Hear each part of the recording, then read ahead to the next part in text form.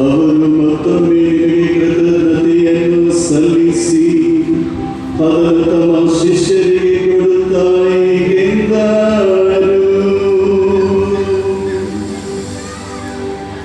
ತೆಗೆದುಕೊಳ್ಳಿ ಮತ್ತು ಇದರಿಂದ ಎಲ್ಲರೂ ಪಾನ ಮಾಡಿರಿ, ಏಕೆಂದರೆ. ನಮಸ್ಕಾರ ಪ್ರಿಯರೇ, ದಿನಾಂಕ 4ನೇ ತಾರೀಕಿಂದ ಜೂನ್ 4ನೇ ತಾರೀಕಿಂದಲೇ ಸಂತ ಅಂತೋಣಿಯವರ ಜಾತ್ರೆ ಡೋರ್ನಳ್ಳಿನಲ್ಲಿ ಪ್ರಾರಂಭ ಆಗಿದೆ. ಜೂನ್ 13ಕ್ಕೆ ವೈಭವದ ವಿಜೃಂಭಣೆಯ ರಥೋತ್ಸವ ನಡೀತಕ್ಕಂಥದ್ದಿದೆ. ಆದರೆ 13ನೇ ತಾರೀಕು ಸ್ಥಳಾವಕಾಶ ತುಂಬ ಕಡಿಮೆ, ವಸತಿ ಸೌಕರ್ಯ ಸಿಗೋದು ತುಂಬ ಕಡಿಮೆ. ಯಾಕೆ ಅಂತಂದರೆ ಹೆಚ್ಚು ಕಡಿಮೆ 13ನೇ ತಾರೀಕು ಜೂನ್ 13ನೇ ತಾರೀಕು ಸಂತ ಅಂತೋಣಿಯವರ ರಥೋತ್ಸವದ ದಿನ ಹೆಚ್ಚು ಕಡಿಮೆ 1 ಲಕ್ಷಕ್ಕಿಂತ ಹೆಚ್ಚು ಜನ ಈ ಜಾತ್ರಾ ಮಹೋತ್ಸವಕ್ಕೆ ಭೇಟಿ ಕೊಡೋದ್ರಿಂದ 13ನೇ ತಾರೀಕು ಸ್ಥಳಾವಕಾಶ ಸಿಗೋದು ತುಂಬ ಕಷ್ಟ. ಜೊತೆಗೆ ಇಲ್ಲಿ ವಸತಿ ಸೌಕರ್ಯದ್ದು ತುಂಬ ಕಷ್ಟ ಆಗ್ತದೆ. ಆದ್ದರಿಂದ ಮತ್ತೆಲ್ಲ ಸೌಕರ್ಯ ಸಿಗ್ತದೆ, ಆದರೆ ವಸತಿ ಸೌಕರ್ಯ ತುಂಬ ಕಷ್ಟ ಅಷ್ಟೇ. ಆದರೆ ಅದಕ್ಕೋಸ್ಕರ ಎಷ್ಟೋ ಜನ ರಾಜ್ಯದ ನಾನಾ ಭಾಗಗಳಿಂದ 4ನೇ ತಾರೀಕಿಂದಲೇ ಜನಸ್ತೋಮ ಈ ಕ್ಷೇತ್ರಕ್ಕೆ ಹರಿದು ಬರ್ತಾ ಇದೆ. ತಾವು ಸಹ ಬನ್ನಿ, ಸಾಧ್ಯವಾದರೆ 13ನೇ ತಾರೀಕಿಗೆ ಬನ್ನಿ, ಸಾಧ್ಯ ಆಗಲಿಲ್ಲ ಅಂದರೆ ಯಾವತ್ತಾದರೂ ಒಂದಿನ 4ನೇ ತಾರೀಕಿಂದ 15ನೇ ತಾರೀಕಿನೊಳಗಡೆ ಯಾವತ್ತಾದರೂ ಒಂದಿನ ಬಂದು ಸಂತ ಅಂತೋಣಿಯವರ ಆಶೀರ್ವಾದವನ್ನು ಪಡೆಯಬೇಕು ಅಂತ ತಮ್ಮಲ್ಲಿ ವಿನಂತಿ. ಹಾಗೆಯೇ ನನ್ನ ಚಾನಲನ್ನು ಇನ್ನೂ ಸಬ್ಸ್ಕ್ರೈಬ್ ಮಾಡ್ಕೊಂಡಿಲ್ಲ ಅಂತಂದರೆ ತಾವು ದಯವಿಟ್ಟು ಸಬ್ಸ್ಕ್ರೈಬ್ ಮಾಡ್ಕೊಳ್ಳಿ, ಬೆಲ್ ಬಟನ್ನ ಒತ್ತಿ. ನಾನು ಮಾಡ್ತಕ್ಕಂಥ ಎಲ್ಲ ವಿಡಿಯೋಗಳು ತಮಗೆ ಸಿಗ್ತವೆ. ಹಾಗೆ ಲೈಕ್ ಮಾಡಿ, ಶೇರ್ ಮಾಡಿ, ತಮ್ಮ ಅಭಿಪ್ರಾಯಗಳನ್ನ ಕಮೆಂಟ್ ಮೂಲಕ ತಿಳಿಸಿ. ಧನ್ಯವಾದಗಳು.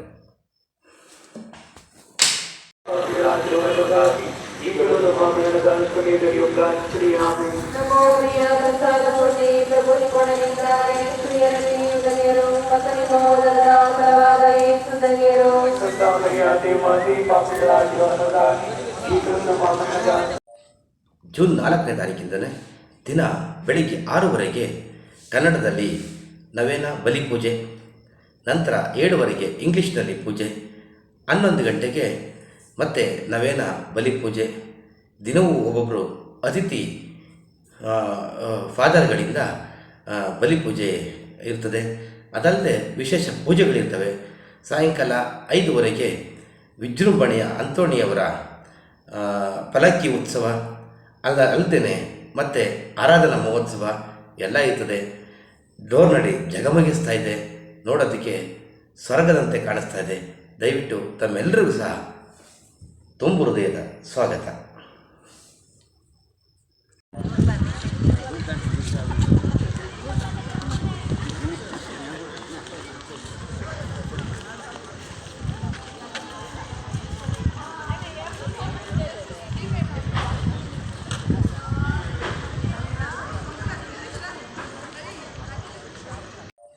ತಮಗೆ ಬೇಕಾಗಿರತಕ್ಕಂಥ ಎಲ್ಲ ಸೌಲಭ್ಯಗಳು ಚರ್ಚ್ ಕ್ಯಾಂಪಸ್ನ ಒಳಗಡೆನೇ ಇರ್ತವೆ. ಹೂವಿನ ಅಂಗಡಿ ಆಗಿರ್ಬೋದು, ಪೂಜಾ ಸಾಮಗ್ರಿಗಳನ್ನ ಕೊಂಡುಕೊಳ್ತಕ್ಕಂಥ ಸ್ಟಾಲ್ ಆಗಿರ್ಬೋದು, ಆಧ್ಯಾತ್ಮಿಕ ಮಳಿಗೆ ಆಗಿರ್ಬೋದು, ಮುಡಿ ಕೇಂದ್ರ ಚರ್ಚಿನ ಒಳಗಡೆನೇ ಇದೆ. ಧರ್ಮಕ್ಷೇತ್ರನೇ ಅದನ್ನು ನಡೆಸ್ತದೆ. ಅಲ್ಲದೆ ಧರ್ಮಕ್ಷೇತ್ರಕ್ಕೆ ಸಂಬಂಧಿಸಿದಂಥ ಕ್ಯಾಂಟೀನ್ ಸಹ ಇದೆ, ತಾವು ಸದುಪಯೋಗ ಪಡಿಸ್ಕೋಬೋದು. ಅದಲ್ಲದೆ ಚರ್ಚಿಂದ ಹೊರಗಡೆನೂ ತಮಗೆ ಬೇಕಾಗಿರ್ತಕ್ಕಂಥ ಆಟಿಕೆ ಪದಾರ್ಥಗಳು ಅಥವಾ ಇತರೆ ವಸ್ತುಗಳು, ಹೋಟೆಲ್ಗಳು ಇರ್ತವೆ. ದಯವಿಟ್ಟು ತಮ್ಮೆಲ್ಲರಿಗೂ ಆತ್ಮೀಯ ಸ್ವಾಗತ. ಸಂತ ಅಂತೋಣಿಯವರು ತಮ್ಮೆಲ್ಲರಿಗೂ ಒಳ್ಳೆಯದು ಮಾಡಲಿ.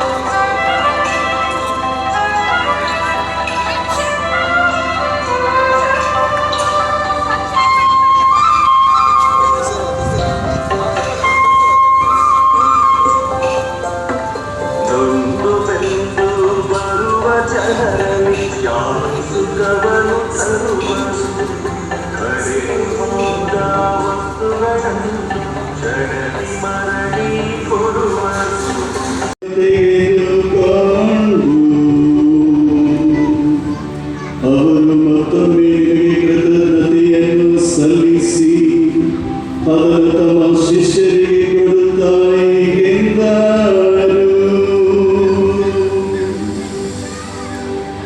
ತೆಗೆದುಕೊಳ್ಳಿ ಮತ್ತು ಇದರಿಂದ ನೀವೆಲ್ಲರೂ ಪಾನ ಮಾಡಿರಿ, ಏಕೆಂದರೆ ಮತ್ತೇನರಿಂದ ನೀವೆಲ್ಲರೂ ಪಾನ ಮಾಡಿರಿ, ಏಕೆಂದರೆ ಇದು ಹೊಸ ಮತ್ತು ಅನಂತ ಒಡಂಬಡಿಕೆಯ ನನ್ನ ರಕ್ತದ ಪ್ರಾರ್ಥನೆ. ಈ ರಕ್ತವು ನಿಮ್ಮ ಅನೇಕರ ಪಾಪಗಳ ಪರಿಹಾರಕ್ಕಾಗಿ ಸುರಿಸಲಾಗುವುದು. ಇದನ್ನು ನನ್ನ ಸ್ಮರಣೆಗಾಗಿ ಮಾಡಿರಿ.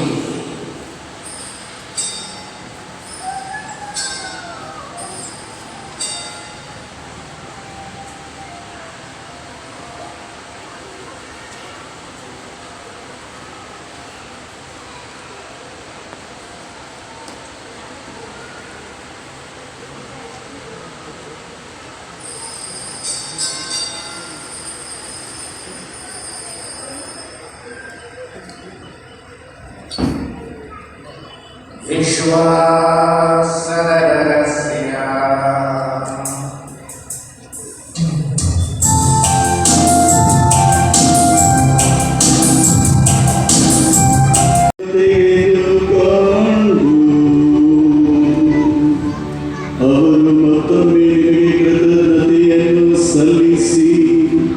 ಅದನ್ನು ತಮ್ಮ ಶಿಷ್ಯರಿಗೆ ಕೊಡುತ್ತಾ ಹೀಗೆಂದರು,